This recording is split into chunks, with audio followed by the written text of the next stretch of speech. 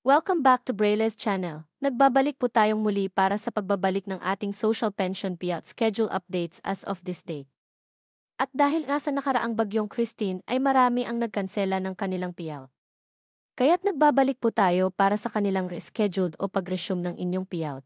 Kung saan ang mga ito at kailan ang gagawing payout ay yan po ang ating ibabahagi ngayon. But before po tayo mag-start sa ating topic, kung bago ka pa lang sa aking channel, please do kindly subscribe, like, and share na din sa ating mga kaibigan, kaanak o kapwa po nating pensioners.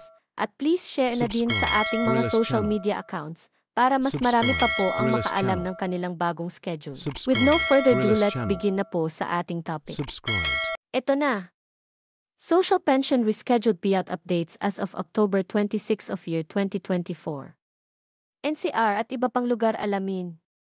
Narito na po ang bagong schedule ng mga nakanselang payout last October 23 hanggang 25. Umpisahan po natin sa lungsod ng Parañaque City, NCR Region. Ang inyong payout ay i-reschedule po ulit this October 28 para sa Barangay San Antonio. Nagaganapin sa Area 1 Covered Court 4th Estate Subdivision.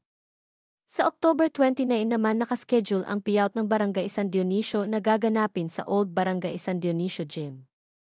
Sa pangatlong araw October 30, nakaschedule ang District 2 Extension Period na gaganapin sa Don Bosco Gym.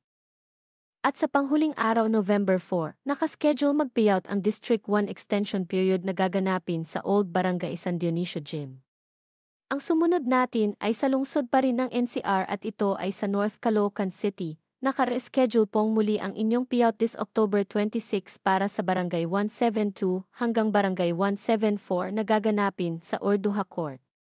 Sa pangalawang araw October 28, nakaschedule ang Barangay 165 hanggang sa Barangay 171 na gaganapin sa Orduha Court. Sa pangatlong araw October 29, nakaschedule ang Barangay 175 at Barangay 177 na gaganapin sa Libis Court. At sa panghuling araw October 30, nakaschedule na po ang inyong unclaimed payout para sa Barangay 168 hanggang sa Barangay 188 na gaganapin sa SDC Court. Ang sumunod na payout ay sa probinsya ng Imus Cavite. Narito na po ang inyong revised schedule of payout. Gaganapin na po ito on October 29.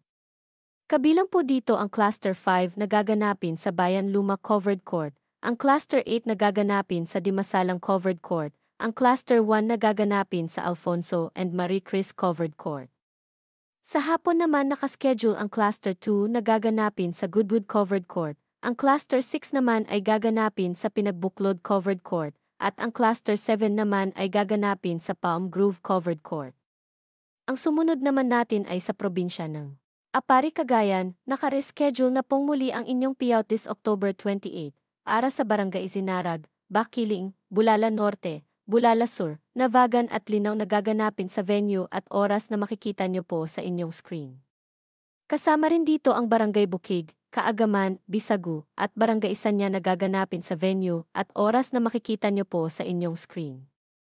Sa hapon naman, nakaschedule mag-payout ang Barangay Parudon Norte, Bangag, Binalan at Barangay Plaza na gaganapin sa bawat barangay hall na mag-start ng 12 to 2 ng hapon. Sa pangalawang araw October 29, nakaschedule ng mag-payout ang Barangay Maura, Sentro 2 hanggang Sentro 6, Sentro 11 hanggang Sentro 14, na gaganapin sa Butterfly Garden na mag-start ng 8 to 11 ng umaga. Kasama rin dito ang Barangay Toran, Mabangok, Parudon Sur na gaganapin sa venue at oras na makikita nyo po sa inyong screen. Ang Barangay Sentro 7 hanggang Sentro 10 at Barangay Minangana gaganapin sa venue at oras na makikita nyo sa inyong screen.